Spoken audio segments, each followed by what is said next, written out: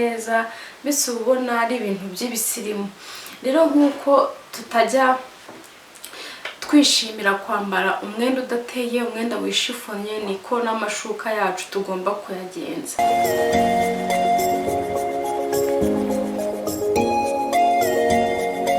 Ikaze ku Mubyeyi magazine, niba uri mushya hano tuguhaye ikaze. Njye ni Bahizi Umutesi Ride. Niba utarakora subscribe yikore nonaha kugira ngo tugumane ku Mubyeyi magazine. Gutera amashuka, isuku y'amashuka. Nigeze kubabaza nise ni ikihe gihe cyiza cyo gutera amashuka. Nsanga hari bamwe batayatera, nsanga hari bamwe bayatera bakayatera mbere bakimara kuyamesa cyangwa se bagiye gusasa. Rero njyewe uyu munsi nahisemo kuyaterera rimwe akimara kumeswa kugira ngo mbe nyafite araho, noneho bizamfashe mu cyumweru kugira ngo nzajye njya guhindura amashuka mpite nyafata ateye nyasase nkureho ayandi gutyo gutyo. Ni uburyo bumwe bufasha gukoresha umwanya neza. Tuvuge hagati mu minsi y'akazi usanga wenda nta mwanya uhagije ngo ubone umwanya wo kujya gufata ishuka uyitere ubone kuyisasa gutyo gutyo. Kandi nanone iyo abitse ateye ubona afite isuku, ubona bisa neza, mbese ubona ari ibintu by'ibisirimu. Rero nk'uko tutajya twishimira kwambara umwenda udateye, umwenda wishifonye, niko n'amashuka yacu tugomba kuyagenza. Rero amashuka yacu tugomba kuyatera, tugomba kuyaha isuku akwiye, mbese ntituyabike tuyapfunyaritse cyangwa se ngo tuyagumishe muri bya bintu tuba twayashyizemo avuye kwanurwa. Nuko rero niyo mpamvu navuze nti rero muri iyi weekend reka mfate umwanya ntera amashuka, bizanyorohera gusasa muri iki cyumweru nkuraho mpindura gutyo gutyo.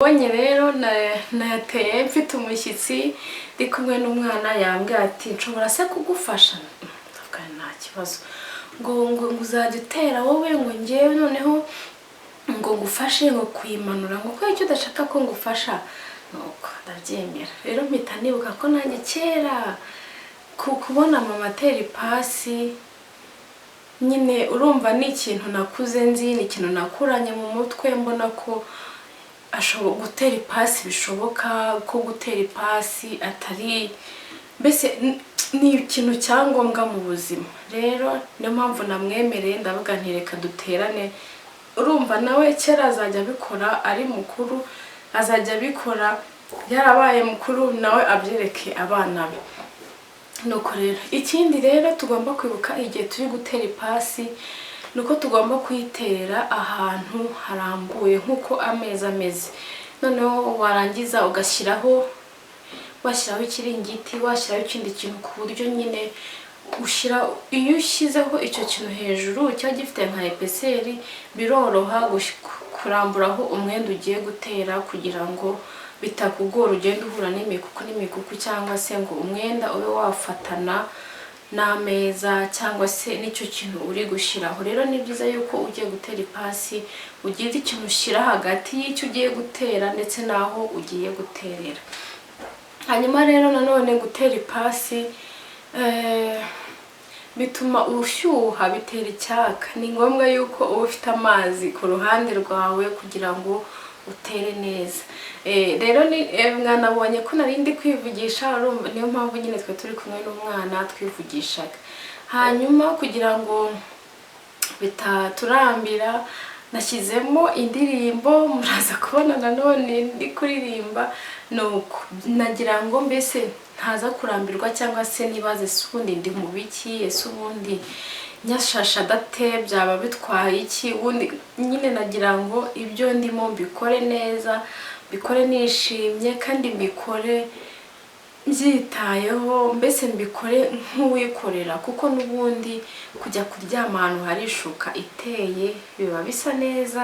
Ntabwo ari nka kwa kundi washashe ishuka udatemye ukabona biripfunyaritse ukagira ngo byariwe n'inka. Mbese ni byiza yuko ahantu uryama, ahantu ugiye kuryama uhagira heza, mbese ku buryo amasaha 8 uyamara ahantu heza hafite isuku nawe wakwishimira. Rero nkuko twitegura abashyitsi, nkuko twitegura undi muntu wese, natwe niko twakagombye kwiyitaho. Ntugakore ikintu ngo nuko haje umushyitsi, ntugakore ikintu ngo nuko hari evenement runaka, ntugakore ikintu no mu buzima bwawe busanzwe ujye ubikora nkaho ari umunsi mukuru, kuko umunsi tuba dufite wo kubaho tugomba kuwubamo neza kandi twishimye. Rero ubwo rero ndi gutera nateye nijoro, nari ndi gutera nijoro, umwana muto yasinziriye ageze aricura. Nuko ngomba ndabiparitseho gatoya nza kongera. Rero niyo mpamvu muri bubone ko ntago urumuri ntago ari rumwe n'ukuntu ameza yarasetinze, ntago ari kimwe, kuko nakomereje aho naringeze. Ndavuga nti rero kubera ko hari hasigaye dukeya, reka ne guhindagura cyane nkomerezeho. Nuko niyo mpamvu rero mubona ibintu byahindutse. Hanyuma kubera akavura numvaga mfite akagripe, niyo mpamvu nifubitse mu ijosi, kuko namenye ko burya ngo iyo ufite inkorora cyangwa wumva igiye kuza, iyo wifubitse mu ijosi umva buryo watangiye kwifata. Nuko rero nafashe ubuki, ndetse ubuki n'indimu ndabivanga ndarambinyweye cyane. Nabyutse numva biraho rwose meze neza, atari nkuko byari bimeze umunsi wabanje. Nuko rero nawe nuzajya wumva akantu k'inkorora kagiye kuza, ibicurane, ujye wibuka kwifubika mu ijosi. Hanyuma rero ufate n'imiti iri naturelle mbere yo kwirukira kwa muganga, kuko ni byiza. Rero ubuki ugomba kubuhorana mu rugo, ndetse n'indimu, ntubure indimu 2 cyangwa se 3 kugira ngo zigufashe mu buzima bwa buri munsi, sibyo? Rero duharanire kubaho neza ndetse no kugira ejo hazaza hacu heza, twita ku buryo amashuka yacu ameze, isuku yayo, uburyo tuyabika, kuko biradufasha gusinzira neza, tukarota neza, tukabyuka neza, mbese ibitekerezo biri ku murongo. Rero amashuka yacu tugomba kuyaha isuku akwiye tukanayatera, sibyo? Niba utarakora subscribe uyikore, ukore like, ukore share, hanyuma tugumane ku Mubyeyi magazine. Murakoze cyane, nawe utaha. Bye.